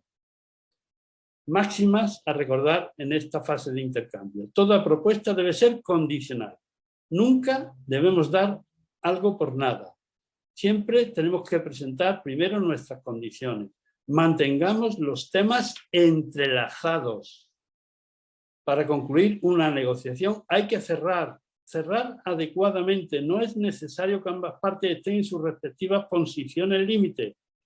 Pero claro, nosotros no sabemos, ni ellos tampoco, cuál es realmente el límite de la otra. Yo recuerdo que había un sindicalista que a mí me decía: Tomás, mírame a los ojos y dime, palabrita del niño Jesús, que no tengo nada más en el bolsillo. Bueno, yo tenía una contestación para esto, pero como no me puedo parar, no quiero decir muchas cosas, pero es una manera un poco de a la otra parte a ver, sondearla, ¿eh? Si estamos haciendo una prueba y tenemos todavía un amplio margen, una prueba de cerrar, plantear el cierre es peligroso. Las pruebas, nada de con estas cosas. El cierre puede ser con concesión. La concesión solo se otorgará en el caso de que llegue a un acuerdo inmediato y global en todos los aspectos negociables. Cierre con tiempo de reflexión. Se utiliza para dar tiempo a la otra parte a considerar nuestra oferta y también las alternativas de acuerdo. Y a veces ocurre que la otra parte tiene que presentarlo en la asamblea, que cada vez se está poniendo esto más de acuerdo. Antes mandaban mucho los sindicatos, ahora ya no tanto y tienen que presentarlo en la asamblea. El cierre con un ultimátum, esto lo he hecho yo. O la otra parte acepta lo que se le ofrece o de lo contrario lo retiro en el plazo, no sé, de no sé qué tiempo, ¿eh? Y además lo pongo en el tablón de anuncios para que lo vea todo el mundo. Lo de los tablones de anuncios tiene mucha gracia porque todo el mundo los tiene llenos de cosas. Yo siempre he sido de la opinión de que tienen que estar vacíos y poner una cosa. Cuando se ha acabado aquello, quitar y poner otra cosa solo, porque si no, nadie lee nunca los tablones de anuncios. Leer y aprobar con firma. Y esta es la famosa T. Imaginemos que hemos llegado a la finalización de la negociación o estamos en disposición de llegar a nuestro límite. Y resulta que la reivindicación social ya hemos aprobado lo que se denominan los flecos, las otras cosas, y aquí quedan tres cosas importantes. Las pagas extraordinarias, que piden incluir una paga extraordinaria en el mes de marzo, que no existe, un incremento salarial del 2% con revisión al IPC real de cada año, con carácter retroactivo desde el 1 de enero y aplicándose la citada revisión solo para efectos positivos, es decir, que si el IPC, como ha ocurrido algunos años, era negativo, pues no se tenía en cuenta, solamente si era positivo. Solamente piden si es positivo. Y luego la incapacidad temporal, que piden que se pague hasta el 100% de la base reguladora. Ojo que la base reguladora es más que el salario, porque en la base reguladora entra la parte proporcional de pagas extras y por lo tanto estamos hablando de que es más que el salario en la primera incapacidad temporal del año por enfermedad desde el primer día y todas las demás que haya durante el año desde el cuarto día. Esto es lo que pide la reivindicación social. Y lo que dice la empresa respecto a las pagas extraordinarias, que no va a pactar una paga extraordinaria del mes de marzo, pero que está dispuesto a incrementar la paga de Navidad en un 10%. Que respecto al incremento salarial, que está dispuesto a dar el 1,5% con revisión a IPC real cada año, si este no supera el 5%. Con efecto del 1 de enero de cada año, tanto efectos positivos como negativos. Y respecto a la incapacidad temporal, que hasta el 80% del salario solo para la primera incapacidad temporal del año, es decir, que el que tenga muchas incapacidades laborales, por lo que sea, vamos a no hablar solo de asentistas, por lo que sea, pues solamente una. Y siempre y cuando el total del asentismo de cada centro sea inferior al 4%. Y respecto a la eventualidad, pasar a fijos, esto es un ejemplo, pasar a fijos todos los contratos eventuales que superen el 10% de la plantilla. Como comprenderéis, aquí hay una serie de cosas que están cercanas a la otra parte. Hay un acercamiento en cuanto a incapacidad temporal, hay un acercamiento en cuanto a incremento salarial y hay haber aceptado lo que dije al principio, una parte pequeñita, pero una parte que puede dejar satisfecho a cambio de una oferta potente que es restringir la eventualidad al 10% de la plantilla. Con esto podríamos ir cerrando diciéndole, oye, si nos acercamos aquí, yo puedo, yo qué sé, bajar al 9% de eventualidad, por decir algo, ¿eh? Bueno, pues poco a poco nos vamos acercando. Es imprescindible que los compromisos se cumplan y para esto hay que tener un proceso de negociación donde la gente que esté en ella tiene que tener claro que hay que cumplirlo. Y es importante también dotarse de mecanismos de comprobación del cumplimiento de los acuerdos y para esto nada mejor que lo que dijimos antes de una comisión paritaria, una comisión de seguimiento e interpretación del convenio colectivo. Y ahora voy a entrar, me permitís 5 o 10 minutos más, ¿no? Por supuesto. Bien, muchas gracias. Vamos a hablar de una cosa real, de los puntos estratégicos en la negociación de un convenio colectivo. Pero insisto en lo que quiero deciros, que esto es lo que convenía en mi empresa, lo cual no quiere decir que sea lo que convenga en otra empresa. Lo importante es que tengáis en cuenta, voy a ver si puedo bajar esto, vamos a ver, no le puedo dar a finalizar, un momento, aquí, bien, tenéis que tener en cuenta que esto es lo que se podía negociar en 2 convenios en los que yo he estado, que no quiere decir que sea lo mejor para todos los convenios, esto es lo mejor para este caso. Y era el convenio colectivo intersocietario de las empresas Roca Corporación Empresarial y Roca Sanitario. Y por otro lado, me he quedado aquí, y por otro lado, el convenio colectivo de ámbito estatal para la industria extractiva, industrias del vidrio, industria cerámica y para las del comercio de las mismas. Fijaos qué cantidad de cosas van ahí. Bien, la primera gran pregunta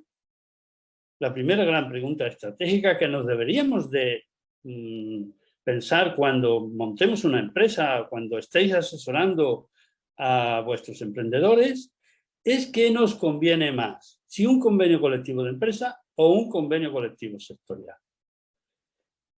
Fijaos, en un convenio colectivo de empresa, esto es con independencia de lo que diga la legislación al respecto, estoy hablando de intereses. Un convenio de empresa tiene mayor control interno, es decir, puedo controlar mejor lo que quiero controlar. Los acuerdos son más sinérgicos. Estoy negociando con la gente de mi empresa. Estoy negociando desde una perspectiva de más confianza. Normalmente, a pesar de lo que diga la ministra de Trabajo actual, el coste de las tablas de la empresa son superiores al coste de las tablas del sector. Es decir, se gana más con un convenio de empresa que con un convenio del sector. Sin duda, sin duda. Mejor conocimiento de los negociadores de ambas partes. Y esto ya lo he dicho. En el sector hay diferentes intereses, tanto empresariales como sectoriales. Por ejemplo, he dicho que no puede haber el mismo, no puede tener las mismas intereses, tanto el que hace ventanas para los edificios, vidrio plano que se llama, como el que hace los vidrios, que le pasa a una empresa que hay en Castellón, que se llama Pilkington, que hace casi todos los vidrios de todas las marcas de los coches. No tiene nada que ver una cosa con la otra, ni siquiera el sistema. No tiene nada que ver el Yadro, que vende figuritas de porcelana, con Roca Sanitario. No tiene nada que ver las extractivas, que son las materias primas que utilizamos, con ninguna otra cosa. Por otro lado, el sector da la posibilidad del descuelgue salarial si tu empresa va mal, cosa que no te da la posibilidad el convenio colectivo si no renegocias el tema. hay una menor conflictividad en los convenios del sector. Los convenios de la empresa, lo mismo que hay más confianza, también puede haber más conflictividad. Y hay mayor coste en las concesiones que no en los salarios. Hay mayor coste porque cuesta poco trabajo conceder determinadas cosas. Lo importante en un convenio es que no dejemos, desde el punto de vista empresarial, el jus variandi del empresario, la responsabilidad de organizar el trabajo, el derecho a variar del empresario, que es la facultad y responsabilidad de organizar el trabajo en cada una de las secciones y dependencias de la empresa que corresponde a la dirección. Esto es lo que decía el convenio de Roca, y abajo tenemos prácticamente lo mismo en el convenio de vidrio y cerámica. Los 4 patas fundamentales de un convenio colectivo, los 4 pilares en los que se sustenta un convenio colectivo, es la movilidad funcional, la clasificación profesional, la jornada laboral y la ordenación salarial. ¿Y la movilidad funcional por qué? Pues porque tengo que conseguir que si yo fabrico vasos, el vaso me cueste igual, lo haga quien lo haga. Y por lo tanto, si la movilidad funcional, la uno, forma parte de un todo con la clasificación profesional y con la ordenación salarial, tendrá mucho que ver. Tendrá mucho que ver. Y por lo tanto son 4 aspectos, 4 puntos que siempre tenéis que tener en cuenta, que esto sí se trate de lo que se trate, es fundamental tener en cuenta estos 4 pilares. Hay que tener en cuenta que hoy no se fabrica un producto y luego en base a los costes de fabricación se le pone un precio. Esto es lo que ocurría antiguamente. Hoy es el mercado el que determina el precio y puede que incluso al principio tengamos que situarlo con generación de pérdidas. Por otro lado, la demanda es caprichosa y con continuos vaivenes y puede que tengamos un exceso de pedidos de un producto o que las expectativas que la empresa tenía con respecto a otros no se alcancen. Y esto implica la necesidad de actuar de forma inminente por parte de los responsables del área laboral de las empresas. ¿De qué manera? Para suministrar los recursos humanos adecuados a las cambiantes necesidades de las empresas. Y para eso tengo que crear un mecanismo interno de estabilidad, que es la movilidad funcional, mediante una regulación colectiva, bien a través de convenios o pactos de empresa, o individual con cláusulas adicionales en los contratos, que nos permita que el personal pueda moverse por los distintos puestos de la empresa y que cobra en función de lo que haga. No solamente de la empresa, sino del grupo de empresas. Fijaos si es un elemento de movilidad.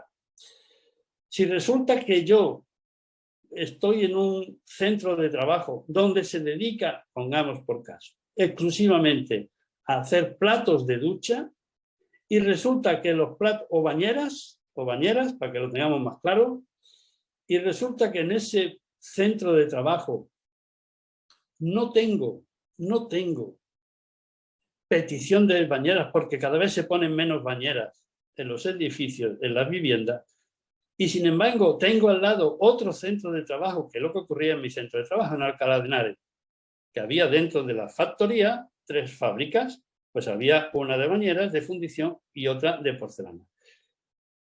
Es fundamental que cuando haya un incremento de petición de platos de ducha, que sí que lo había, cuando sin embargo no tenía petición de bañeras, pueda llevar unos trabajadores de un sitio a otro sin ningún tipo de problema. Eso es lo que se denomina movilidad funcional. Y tengo que pagarle a esos trabajadores para que cobren en función de lo que haga en cada momento, y no conforme a la categoría o el grupo que tenga el trabajador, dependiendo de dónde viene. Porque yo, insisto, los productos los tengo que colocar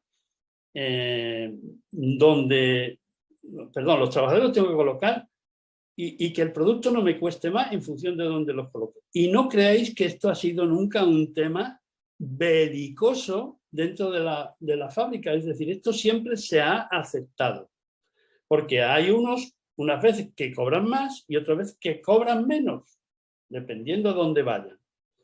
Y todo el mundo se mueve a lo largo de la empresa. Y por lo tanto se trata de ajustar costes y que el trabajador, sea matricero, colador, hornero, verificador, o sea lo que sea, viaje por los distintos puestos de la empresa sin la mochila de sus condiciones personales, para que se puedan ajustar los costes. Esto es lo que hemos hecho nosotros. Pero vosotros tenéis que tener claro esta idea. ¿Para qué? Para que cuando tengáis que asesorar a un emprendedor, tengáis claro que si va a fabricar algo, esto es muy importante. Como lo quiera hacer o como lo tenga que hacer o como vosotros creáis que lo tenga que hacer, es otra cuestión. Yo os estoy dando ideas.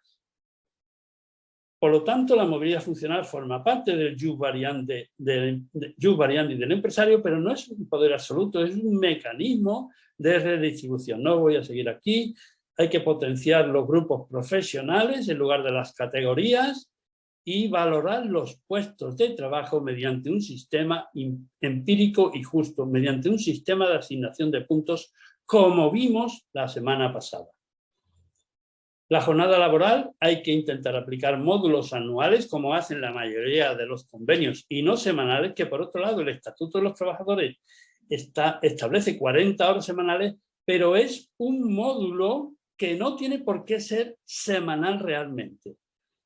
Yo también recomiendo en una empresa de producción, no estoy hablando de una empresa donde se trabaje por teletrabajo la mayoría, o dentro de mi empresa la parte que trabaja en teletrabajo, reducir minutos u horas al día y no días al año, porque hay que producir todos los días al año porque es una empresa de funcionamiento continuo, mañana, tarde y noche, como comprenderéis. Yo no puedo parar los hornos, que son altos hornos, 3 días, porque luego tardo en encenderlos 15 días y entonces no puedo dar trabajo. Quiero decir que veáis lo importante que es pensar cuando vamos a establecer cómo negociar las cosas, cómo resolver un conflicto, todas las posibilidades que tenemos, ver cuál es el entorno, y ahora estoy hablando de un entorno de una empresa de funcionamiento continuo, que no será el caso que vosotros tengáis, pero sí os va a dar una visión de cómo podéis hacer las cosas. Los horarios, por otro lado, deben de ser individuales para pasar a ser colectivos, por secciones o por departamentos. Si los hornos tienen que trabajar mañana, tarde y noche, este horario tiene que ser de 7:75, porque no puede ser de 8 horas, porque se pisaría uno con otro con el cuarto de hora del bocadillo, de 7:75 horas, y hablo de 75 porque hago la hora en 100 unidades, 100 centésimas de hora. En fin, bueno, me meto en muchas cosas que soy capaz de meterme, pero que no viene al caso ahora. El salario tiene que tener un salario base, un complemento funcional de puestos de trabajo en función de lo que hago y un incentivo por la cantidad y calidad del trabajo. Es decir, tengo que hacer el trabajo bien hecho, pero tengo que hacer una determinada cantidad de trabajo. Y esto lo veremos la semana que viene cuando hablemos de la productividad. Que, por cierto, me voy a meter más en productividad porque casi nadie conoce ese tema que en lo que es un proceso productivo. Me voy a hablar más de ese tema que de otro. Y lo voy a hacer desde una perspectiva no solamente de la mano de obra, de trabajo de mano de obra, como también en los casos en que hablamos de una oficina, por ejemplo, o de marketing. Bien, el salario base tiene que ser igual para toda la categoría, el complemento funcional, como he dicho, en función del puesto de trabajo, y los incentivos en función de la medición de puestos de trabajo con criterios de la Organización Internacional del Trabajo, no como nos dé la gana, con criterios de la Organización Internacional del Trabajo, donde no haya la posibilidad de que redunde en perjuicio de la salud de los trabajadores. Bueno, hay que intentar, bajo mi punto de vista, reducir los pluses extrasalariales, esto de transporte, la antigüedad. Yo creo que a los trabajadores hay que pagarle en función de lo que hagan y de su talento, no en función de la antigüedad que tengan, etc. O, en su caso, abonar un nuevo concepto que premie todo a la vez. La puntualidad que tenga el trabajador, la asistencia diaria y durante toda la jornada y que haga su trabajo con normalidad, adecuadamente. Aquí ponía un ejemplo que lo voy a pasar de cómo negociar, por ejemplo, un complemento por incapacidad temporal. Lo voy a pasar porque si no, no vamos a llegar de ninguna manera. Tengo que hablar de este tema sin duda. Cuidado, cuidado. Algunas personas utilizan más y utilizan por conveniencia el tema de los accidentes de trabajo y la incapacidad temporal, dando o favoreciendo siempre el accidente de trabajo. Ojo con esto, porque resulta que el empresario con el accidente de trabajo no tiene que pagar prestación hasta el día 20 de la baja, como ocurre con la incapacidad temporal derivada de enfermedad común. Y por lo tanto, y por otro lado, la mutua controla mejor el asentismo y las bajas son menos prolongadas que cuando lo hace la Seguridad Social. Y por otro lado, el trabajador cobra como mínimo el 75% de la base reguladora siempre desde el primer día. Y en la mutua es más cómoda la rehabilitación, las curas, etc. Puede cobrar, si hay mejora de la prestación, hasta el 100% de la base reguladora, por tanto, más que trabajando. En definitiva, tanto el empresario como el trabajador, en principio parece que le conviene más decir que ha tenido un accidente de trabajo si ha estado jugando al fútbol, por ejemplo, y se ha roto una pierna, que cuando ha sido en el centro de trabajo. Por lo tanto, hay que tener un cuidado especial por ahí, porque accidente laboral, responsabilidad empresarial. No más muertes en el trabajo. Vamos a centrarnos en la parte de arriba del accidente laboral, responsabilidad empresarial. Porque efectivamente hay más inspecciones de trabajo con esto. Cuidado. Hay más sanciones con esto. Cuidado, que hay un deber invigilando siempre. Hay una responsabilidad civil y hay una responsabilidad penal. Penal. Muy importante. Responde el administrador personalmente. Responde penalmente un montón de personas. Cuidado con esto. Cuidado con esto. En fin, yo no recomiendo que esto bajo ningún punto de vista se haga. El pacto de eventualidad es una realidad que ha habido en mi empresa. El porcentaje era el 7% máximo, que se transformaba a indefinido el excedente de plantilla sobre el 7% en enero de cada año para todas las categorías, y las personas que tenían que pasar a fijo eran facultad de la empresa, facultad de la dirección, perdón, en función del talento que cada uno mostraba. La eventualidad ahora mismo está en el 2021 en el 25,1%, pero en el caso de las mujeres está en el 27,5%. ¿Qué es el Comité de Empresa Europeo? Pues es un comité que se crea en un ámbito transnacional en la Unión Europea para facilitar el procedimiento de información y consulta a los representantes de los trabajadores de estos distintos países. Está contextualizado en unas directivas de la Comunidad Europea y en unas leyes españolas, que ya sabéis que si no, la transposición es obligatoria, porque por mucha directiva que haya, si no se transponen, malo. Y es, por tanto, un foro de comunicación a escala europea en un contexto de diálogo, suele afectar a la estructura organizacional de la empresa, y como ya me estoy pasando mucho, pues muchas gracias por vuestra atención. Dejo de compartir la pantalla y, si queréis, quedo abierto a vuestras preguntas. Muchas gracias, José Tomás. Yo creo que hay unas cuantas preguntas, Antonio, ¿no? Si tú quieres plantearlas, y bueno, y algunas relacionadas con Andalucía Emprende, que son casos particulares que tú ya los planteas como tú veas conveniente, ¿vale? Vale. Bueno, José Tomás, yo en primer lugar darte las gracias porque ha sido una exposición fantástica, y yo, si me permitís, darle un aplauso porque creo que ha sido muy, muy bueno. Mira, hay algunas cosillas que tenía yo aquí apuntadas. Habría una compañera que, bueno, en la primera parte de tu exposición, pero lo deja porque has ido un poco adelantando esa, o sea, avanzando en esa pregunta, pero ella decía que en caso de cuando hablamos de esa búsqueda del acuerdo y la negociación, que lo ocurre cuando ese acuerdo no se incumple, supongo que más allá de que se pase por esa comisión paritaria de la que tú hablabas. Sí. Bueno, pues cuando se incumple un acuerdo, están los tribunales de justicia. No hay otra cosa. Es decir, se incumple un acuerdo, las partes se reúnen, normalmente hay una comisión de seguimiento del convenio, hay una comisión paritaria para estudiar todo lo que sea. Nosotros tenemos 2 o 3 comisiones paritarias, una comisión paritaria de productividad.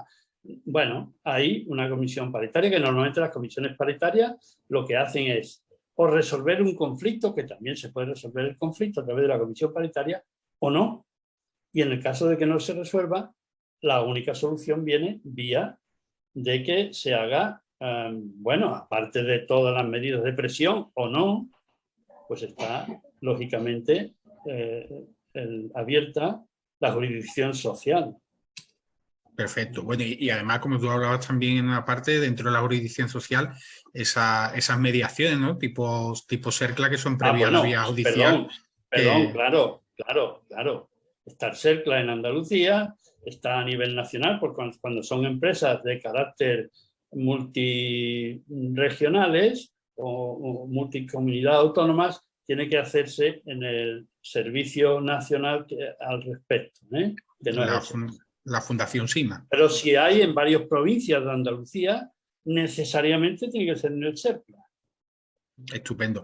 Luego había otra compañera que, bueno, hablando de la negociación, decían que la negociación no es fácil en todos los sectores y mucho menos en el sector público, ¿no? Luego ha habido compañeros que han estado hablando de ese desequilibrio que hay muchas veces en las relaciones de poder en las negociaciones, más aún en el ámbito de la administración pública. Bueno, y hablaban pues claramente del ejemplo que tenemos en Andalucía Emprende.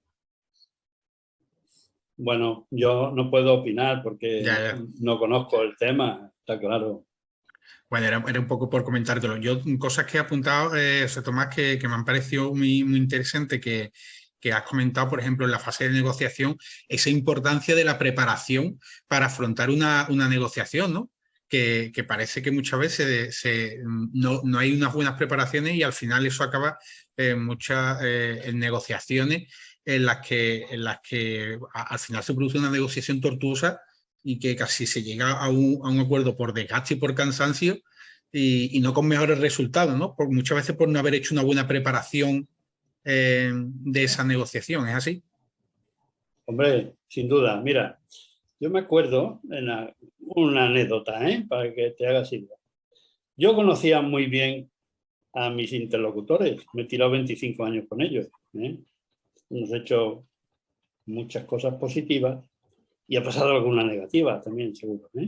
Pero me acuerdo en una ocasión, un señor que no tengo ningún pudor en decir su nombre, Luna, de la de UGT, un tío magnífico, pero un tío que se le iba la lengua, se le iba la lengua mucho, y sabía que me iba a hablar de un tema porque era muy pesado con ese tema.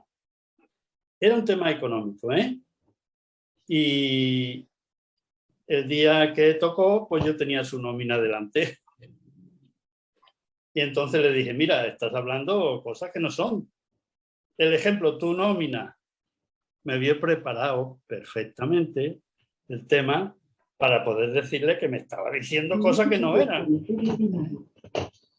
De manera que es importante esto, sí, prepararse, hacer un resumen, tener un tema, tener una T establecida para poder ir viendo cómo van las cosas. Tener quien te ayude en la negociación para hablar de un tema que a lo mejor tú no conoces tan a fondo como yo siempre llevaba al administrador, por si tenía que hablar de grandes números, llevaba al de productividad para saber si hablaban de una cosa, si era así o no era así, y ya está, ya no llevaba más gente, porque tampoco mucha gente ayuda, para ¿no? la Semana Santa. ¿eh? Mira, otra cosa que tenía aquí apuntado, José Tomás, es que a mí me ha gustado mucho la importancia de usar los estilos de negociación según la situación como en un campo de golf, ¿no? Para eso hay que conocer bien esos estilos de negociación. Si no los conoces, acabas haciendo siempre un poco lo mismo, ¿no? Claro, claro. Pero es que eso es así, dice, porque estás al principio de la negociación, ¿no? Y entonces, pues todo es un poco más positivo, entonces tienes que abrir un poquito, tienes que conocer bien las cosas y tal, pero llega un momento en que tú tienes que establecer un sistema, un medio, o sea, ahí lo diré, un impositivo, porque si no, no acabas nunca. Hay veces que que no quieren acabar la negociación porque se están muy bien sin trabajar o por lo que sea, ¿eh? Dicho con cariño, ¿eh? Dicho esto con cariño, ¿eh? Pero tienes que decir, hasta aquí hemos llegado, ya me voy, ya no voy a seguir. Mira, yo tenía, y luego está el aspecto corporal, la comunicación corporal. El gran jefe de Roca último que yo tuve, que fue mi compañero en recursos humanos, él llevaba Gabá, y que luego fue el director corporativo de recursos humanos. Cuando era director de recursos humanos, corporativo de recursos humanos, él llevaba el peso de la negociación, sobre todo en los comités europeos, y tenía un maletín. Y dentro del maletín llevaba un montón de carpetas rosas, todas de color rosa. Y él, cuando empezábamos a hablar y la negociación no la veía, no abría el maletín, hasta que no veía que la cosa estaba empezando a funcionar. Y entonces abría el maletín y sacaba las carpetas, pero no las tocaba, hasta que veía que entrábamos en algo más y sacaba la que correspondía. Pero cuando veía que la cosa se volvía a enquistar, cogía todas las cosas, las metía en el maletín y las cerraba. Ya sabía la gente que no había más ese día. Es muy importante estas cosas, pero esto es fruto del conocimiento de la otra parte, sin duda. Sí, me parece que es muy importante el hecho de que las personas que vayan a una negociación tengan formación y experiencia, ¿no? Si no, acabamos probablemente cayendo en personas que improvisen en esa negociación. Hay una cosa que me ha gustado mucho cuando has hablado de que cuando estamos en una negociación, empresas somos todos, ¿no? Representación de la dirección y de los trabajadores, que si todos se sienten dentro del mismo equipo, probablemente se trabaje de una forma más cooperativa y con un estilo integrativo a la hora de intentar agrandar esa tarta, ¿no? Sin duda, sin duda. Eso es así. Había antiguamente mucha tendencia a poner la empresa y los trabajadores. En realidad hay que poner y luego la parte social y la parte económica. Y yo ahora pues me gusta poner otra cosa, que es la representación de la dirección y la representación de los trabajadores. O de las personas trabajadoras, como dice ahora el Estatuto de los Trabajadores. Muy bien. Yo por último, bueno, pues he apuntado cosas como, por ejemplo, esa búsqueda tan importante de los intereses frente a las posiciones, ¿no? A lo mejor en una negociación hay una reclamación de cantidad que muchas veces a lo mejor se puede ver satisfecha incluso con un reconocimiento de otro tipo y eso solo se puede hacer si realmente conocen los intereses más allá de esas posiciones de las personas que están negociando. Claro, porque hay veces que tú no puedes negociar lo que te están pidiendo. Por eso te decía que hay que hacer nuestro mapa, ¿no? Y sin embargo sí que puedes moverte en otra cosa, pero como te pongas en una posición o me das esto o no quiero nada o no, pues nunca, es muy difícil llegar al acuerdo. No hay que ponerse en las posiciones sino en los intereses. Vale, hay una pregunta de una compañera que pregunta, ¿tiene que haber un tiempo mínimo de preaviso para preparar las reuniones de negociación? No. Bueno, vamos a ver. Un convenio colectivo, cuando llega a su término, estamos hablando de un convenio colectivo, ¿eh? O un conflicto colectivo, me da igual el que sea. Imaginaos, nosotros dábamos un reloj cuando los trabajadores, un reloj de oro, cuando los trabajadores cumplían 25 años de trabajo en la empresa. Ese reloj, había una parte sindical que no estaba de acuerdo con eso, porque decían que era muy paternalista, y había otra parte de la empresa que tampoco estaba de acuerdo. Y al final, esto se convirtió en un conflicto colectivo, que tuvimos que ir a negociarlo, y me hablaba del tiempo. Para esto no hay tiempo, para esto no hay tiempo. Simplemente metes el conflicto colectivo y ahora el organismo competente en Andalucía, SERCLA, te llama, te cita, te da hora a las partes y ya está.